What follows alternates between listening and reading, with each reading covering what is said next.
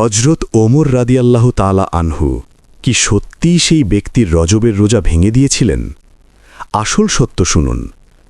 রজব মাসের রোজার ফজিলত ও হজরত ওমর রাদিয়াল্লাহু তাআলা আনহু উনার ঘটনার প্রকৃত রহস্য। পবিত্র রজবুল হারাম শরীফ ইসলামের 4টি সম্মানিত মাসের একটি। জিলকদ, জিলহজ, মুহাররম ও রজব। এই মাস আল্লাহ পাকের নিকট অত্যন্ত মর্যাদাপূর্ণ। হজরত আনাস রাদিয়াল্লাহু তাআলা আনহু উনার থেকে বর্ণিত, তিনি বলেন, আমি নিজ কানে শুনেছি আখেরি নবী হাবিবুল্লাহ হুজুর পাক সাল্লাল্লাহু আলাইহি ওয়াসাল্লাম ওনার কাছ থেকে তিনি বলেছেন, যে ব্যক্তি এই সম্মানিত মাসসমূহে 3 দিন রোজা রাখে, মহান আল্লাহ পাক তার আমলনামায় 9 বছর ইবাদতের সওয়াব লিখে দেন। সুবহানাল্লাহ। শুধু তাই নয়, রজব মাসে যারা রোজা রাখে তাদের গুনাহ মাফের জন্য ফেরেশতাগণ আলাইহিমুসসালাম বিশেষভাবে দোয়া করতে থাকেন। বিশেষ করে রজব মাসের প্রথম জুম্মার রাত্রির শেষ তৃতীয়াংশে উনারা আল্লাহ পাক উনার দরবারে রজবের রোজাদারদের জন্য মাগফিরাত কামনা করেন। সুবহানাল্লাহ। হাদিস শরীফে আরও এসেছে, যে মুসলমান রজব মাসের কোনো এক দিনে খাঁটি নিয়তে আল্লাহ পাক উনার সন্তুষ্টির উদ্দেশ্যে একটি রোজা রাখবেন এবং কোনো এক রাত্রি নফল ইবাদতে কাটাবেন, মহান আল্লাহ পাক তার আমলনামায় 1 বছরের রোজা ও 1 বছরের রাতভর ইবাদতের সওয়াব লিখে দেবেন।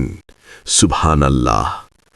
বিশেষ করে 27 রজব, যেদিন হজরত জিব্রাইল আলাইহিসসালাম প্রথম ওহী মুবারক নিয়ে নবীজি সাল্লাল্লাহু আলাইহি ওয়াসাল্লাম উনার দরবারে অবতীর্ণ হয়েছিলেন এবং যেদিন ঘটেছিল শবে মেরাজ, সেই দিনে যে ব্যক্তি রোজা রাখবেন, আল্লাহ পাক তার আমলনামায় 60 মাসের রোজার সওয়াব লিখে দেবেন।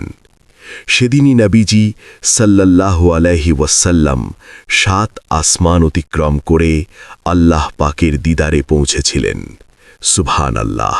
হযরত আয়েশা সিদ্দিকা রাদিয়াল্লাহু তাআলা আনহা বলেন, আমি নবীজি সাল্লাল্লাহু আলাইহি ওয়াসাল্লামকে রজব ও শাবান মাসে এত বেশি রোজা রাখতে দেখেছি যা অন্য কোনো মাসে দেখিনি।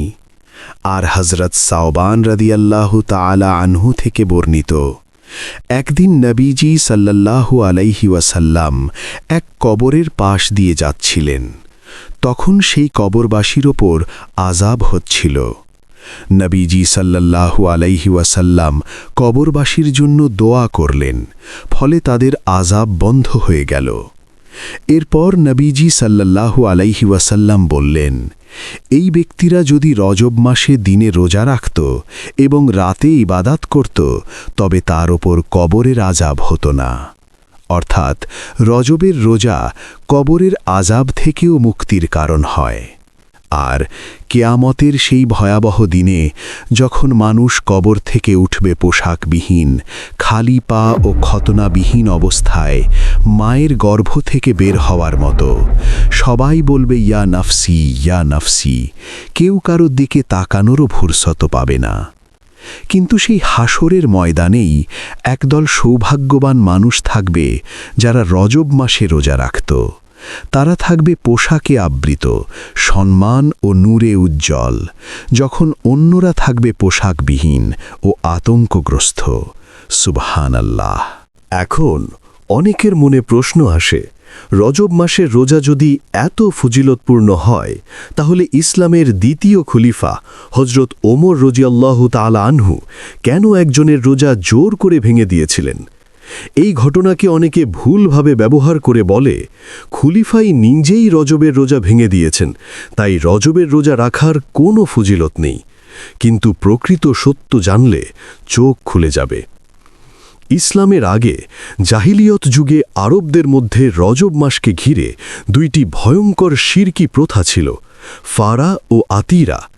ফারা ছিল উটের প্রথম বাচ্চা মূর্তির নামে বলি দেওয়া, আর আতিরা ছিল রজব মাসের 1 থেকে 10 তারিখ পর্যন্ত রোজা রেখে পরে মূর্তির নামে পশু জবাই করে সেই গোশত দিয়ে ইফতার করা। অর্থাৎ দেবদেবী বা মূর্তির নামে রোজা করত এবং পশু বলি দিত, যা ছিল শিরকের অন্তর্ভুক্ত। ইসলাম আসার পর রাসূলুল্লাহ সাল্লাল্লাহু আলাইহি ওয়াসাল্লাম এই দুইটি প্রথা ফারা ও আতিরা সম্পূর্ণ হারাম ঘোষণা করেন, কারণ এগুলো ছিল মূর্তি পূজা ও শিরকের সঙ্গে জড়িত। এখন যে ব্যক্তির রোজা হযরত ওমর রাদিয়াল্লাহু আনহু ভেঙে দিয়েছিলেন, সে রজবের সাধারণ নফল রোজা রাখেনি, সে রোজা রেখেছিল আতিরার নিয়তে, জাহিলিয়তের শিরকি রেওয়াজ অনুযায়ী। সে আল্লাহ পাক উনার জন্যে রোজা রাখেনি, সে রাখছিল মূর্তি পূজার পুরানো নিয়ম বাঁচিয়ে রাখার জন্যে। এই কারণেই হযরত ওমর রাদিয়াল্লাহু আনহু তার রোজা ভেঙে দিয়েছিলেন, রোজার বিরোধিতা করতে নয়, বরং শিরক ভাঙতে। সুবহানাল্লাহ। মহান আল্লাহ পাক আমাদের সবাইকে এই বরকতময় রজব মাসে বেশি বেশি রোজা ও ইবাদত করার তৌফিক দান করুন এবং হারাম থেকে হেফাজত থাকার তৌফিক দান করুন। আমিন।